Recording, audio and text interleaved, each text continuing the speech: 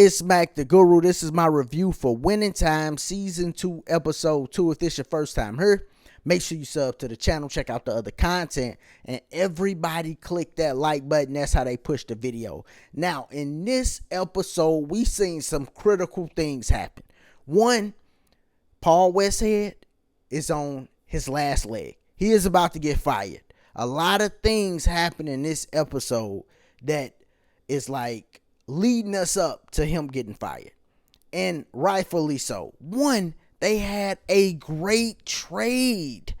Norm for David Thompson is a great trade because not only are you getting a great player that can fit into your offense, but also you getting rid of this dual point guard situation you got, because Magic ain't no two guard. No way, no how, not even close. But the problem is they can't pull off the trade because for some reason back in the day, coaches had veto power over trades. I did not know this was a thing. Maybe for Red Auerbach, I could see something like that, but come on, man. For this dude, Paul Westhead, to have veto power is nuts. That should never be a thing. And Jerry West want to make the decision. Jerry Buss want to make the decision. This guy say no. And when I was watching the episode, I'm wondering, why are they even trying to convince this dude? And then it finally come out, oh, he got veto power. I'm like, oh, that's nuts. But he got veto power, stops the trade. Then he go on to lose in the playoffs in the first round. He's definitely getting fired, and we know he got fired by just knowing the history, but we able to see exactly why he got fired. Oh, he deserved this fire. You know how sometimes they let coaches go for stuff and you like, man, he really didn't deserve. No. Paul Westhead definitely deserved his firing. I mean, his young star is really bonding with Pat Riley, and then Jerry West and everybody in the organization know Pat Riley really doing the job. So I'm sure the next episode we gonna be getting Pat Riley as the coach. They gonna be letting Paul Westhead go, and rightfully deserved. Now, the other big things that I could not help but think about when I was watching this episode is, one, Magic Johnson was on a loaded team, and the NBA and his organization literally backed him and just pushed him down the throats of his teammate and everybody else. So the NBA knew Magic, Bird, that'd be a big thing. They made sure to put great teams around these dudes. I mean, this team is stacked, man. Like, after watching this series, I don't want to hear no more Magic Johnson, and this is the truth, all right? Greatest Laker of all time talk, dog. You cannot be saying that when Magic played on a stacked team his entire career. What's greater, winning with less or winning with a stacked deck? I mean, super stacked deck. Like, this really confirmed in my mind, Kobe Bryant, the greatest Laker. Just watching this and watching how the media, everybody pushing Magic, and he's just not better than Kareem Abdul-Jabbar. I'm talking better, not more dominant, he's not better than Kareem, right? But they pushing Magic, and then it's him, Michael Cooper, Norm. They got all of these dudes on this team. They supposed to win championships. Like, that's what they were supposed to do. And the biggest evidence of the team being so stacked, Magic Johnson get hurt. They say this in the episode. The Lakers go on to have the best record in the league after Magic Johnson got hurt. So after he gets hurt, so playing without Magic Johnson, because a lot of people say, yo, without Magic Johnson, they had the best record in the league. And then you look at their team, you go, oh, well, yeah, that makes sense. It's a stacked team. No matter how you slice it up, this is a stacked team. Now, all of the marketing and all of that stuff for Magic really upset the teammates this episode. I love the scene when Cooper stepped up and had these guys hash it out, had them hug. And then Cap stepped up and backed him up. That was perfect.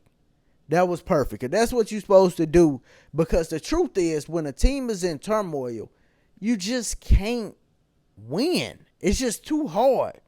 You know, we see it right now with this team. In my lifetime, I know I seen it with the 04 Lakers when they lost to the Pistons. It was a whole lot of stuff going on that season. And then also, I believe it was either 2010 with LeBron or 09. It was one of them years where a teammate was talking to his mama, right? This is no lie. Somebody on his team was dealing with his mom, and, you know, that caused some turmoil in the locker room. They end up losing. All right, that was just crazy when I heard about that, you know. But it's hard to win with turmoil, and we seen it this episode. They tried to hash it out, but you know what? Sometimes it's just a little too late for that. That's what happened, man, because they try to hash it out. They know they got to pull it together because it's the playoffs, but the problem is it's just too late. You can't just pull it together like that, and it ain't just the team. The coaches are going back and forth, right? So it ain't just Magic Johnson and Norm, but it's also Paul and Pat. They going at it, and then the team can hear all of them arguing. So Magic and Norm make up, but then they heard Pat and Paul arguing on the plane, and Norm find out that Magic Johnson okayed his trade. And to be honest, I think Magic Johnson might have been the first superstar that was knowing information like that. Maybe Bill Russell back in the day. I could see Bill because he was like a player coach. But Magic was just a player. And the owners went to him, Jerry Buss went to him and told him about the trade and what he thought about it.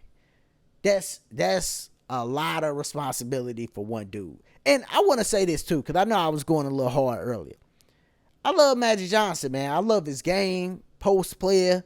You know, I know he came back that All-Star game. He was shooting a three a little bit, so you could tell he had worked on that. But, you know, Magic was great. So I'm not just trying to, you know, disrespect Magic by what I said earlier. But I honestly think it ain't even close between Magic and Kobe as far as just players.